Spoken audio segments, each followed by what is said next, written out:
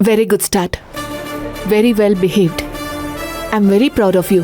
ನೀನು ಇಷ್ಟು ಚೆನ್ನಾಗಿ ಮಾತಾಡ್ತೀಯ ಅಂತ ನಾನು ಅನ್ಕೊಂಡೇ ಇರಲಿಲ್ಲ. ಲಿಸನ್ ಪ್ರೀತು, ಇದು ನಿನಗೆ ಒಳ್ಳೆ ಆಶೀರ್ವಾದ ಅಂತ ತಿಳ್ಕೊ. ಬೇಜಾರು ಮಾಡ್ಕೋಬೇಡ.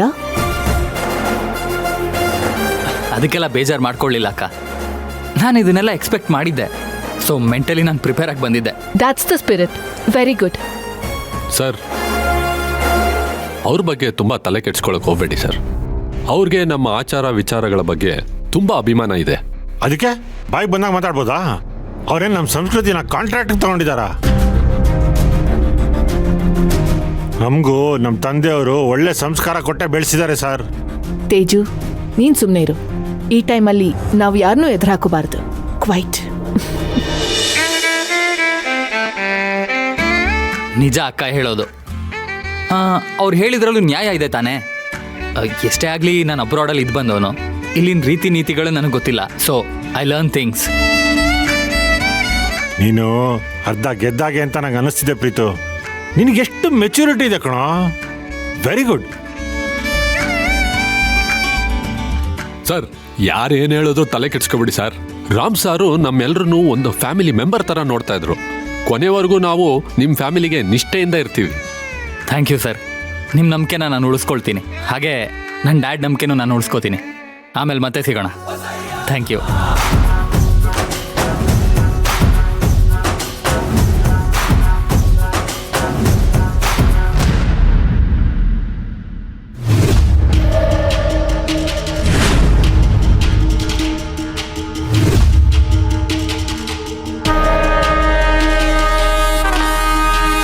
ಓಹೋ, ರಾಜಲಕ್ಷ್ಮಿ ಅವರು ಅಂತೂ ನನ್ನ ಮಾತಿಗೆ ಬೆಲೆ ಕೊಟ್ಟು ಬಂದ್ರಲ್ಲ.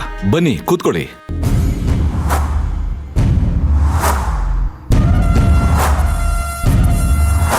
ನಮಸ್ತೆ ಸರ್.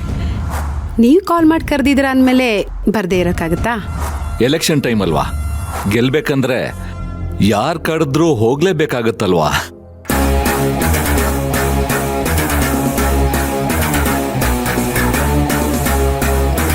ನೀವು ಹೇಳೋದು ನಿಜ ಸರ್.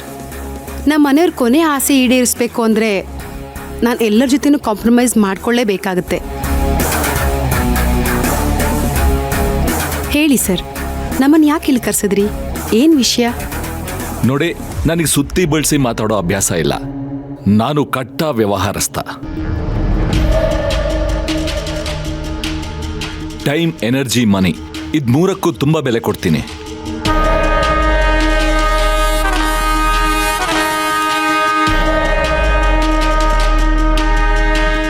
ಇದನ್ನ ಇಟ್ಕೊಳ್ಳಿ. ನಿಮ್ಮ ಎಲೆಕ್ಷನ್ ಕ್ಯಾಂಪೇನ್ಗೆ ನನ್ನ ಕಾಂಟ್ರಿಬ್ಯೂಷನ್ ಅನ್ಕೊಳ್ಳಿ.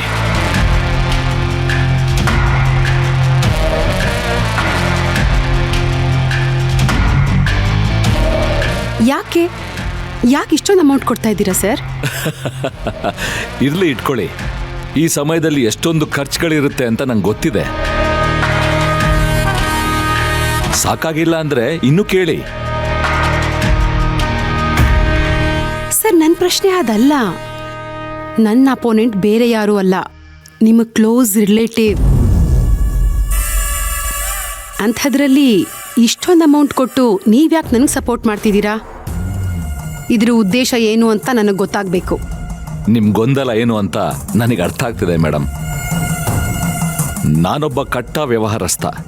ನನಗೆ ವ್ಯವಹಾರ ಮುಖ್ಯನೇ ಹೊರತು ಸಂಬಂಧ ಅಲ್ಲ.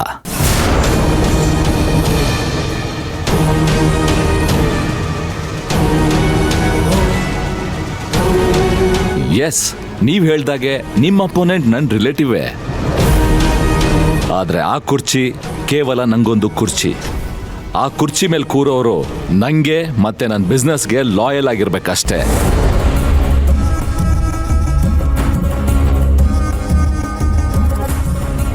ಅಂದ್ರೆ ಸರ್, ನನಗೆ ಅರ್ಥ ಆಗಲಿಲ್ಲ.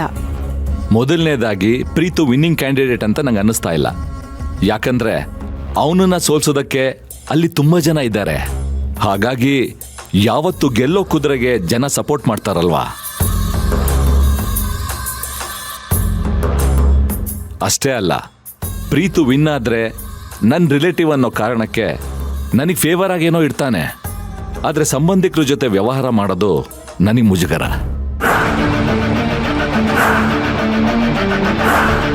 ಆದ್ರೆ ನಿಮ್ಮ ಹತ್ರ ತುಂಬಾ ನಿಷ್ಠುರವಾಗಿ ವ್ಯವಹಾರ ಮಾಡ್ಬೋದು.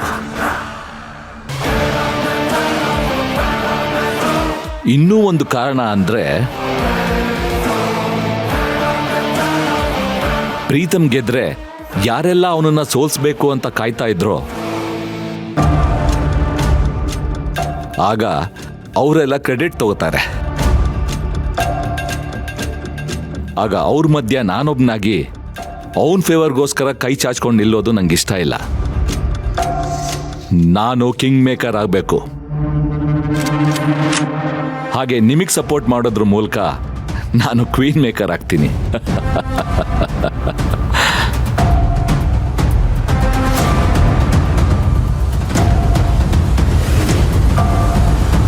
ನಿಮ್ ಐಡಿಯಾ ಚೆನ್ನಾಗಿದೆ ಸರ್.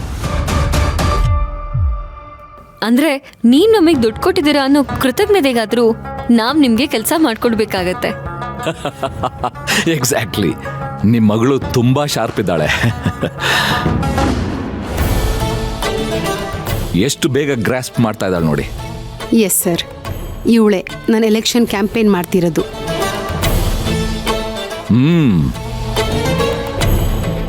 ಆಯ್ತು ಸರ್, ಗೆದ್ರೆ ನಾವೇನ್ ಮಾಡ್ತೀವೋ ಗೊತ್ತಿಲ್ಲ, ಆದ್ರೆ ನೀವೇನ್ ಮಾಡಿದ್ರೂ ಕ್ವಶನ್ ಮಾಡಲ್ಲ. That's wise thing. ಪರವಾಗಿಲ್ಲ, ನಿಮ್ ಗಂಡಂದು ಒಂದಿಷ್ಟು ಟ್ಯಾಕ್ಟಿಕ್ಸ್ ಅರ್ದು ಕುಡ್ದಿದ್ದೀರಿ. ಅವನು ಆವಾಗ್ಲೇ ನನ್ನ ಹತ್ರ ಬಂದಿದ್ರೆ ಯಾವಾಗ್ಲೂ ಅಧ್ಯಕ್ಷರ ಪಟ್ಟನ ಹತ್ತಿಸ್ತಾ ಇದ್ದೆ. ಹೋಗ್ಲಿ ಬಿಡಿ, ಅದೆಲ್ಲ ಮುಗ್ದೋದ್ ಕತೆ.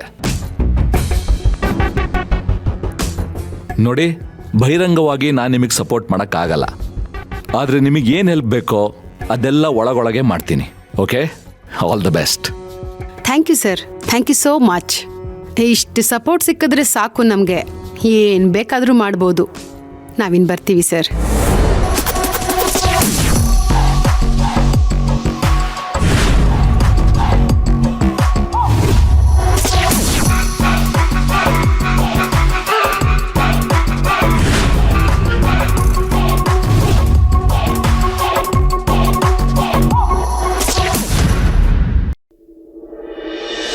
ಅಬ್ಬಾ, ನಾಮಿನೇಷನ್ ಫೈಲ್ ಮಾಡಿದ್ದಾಯ್ತು.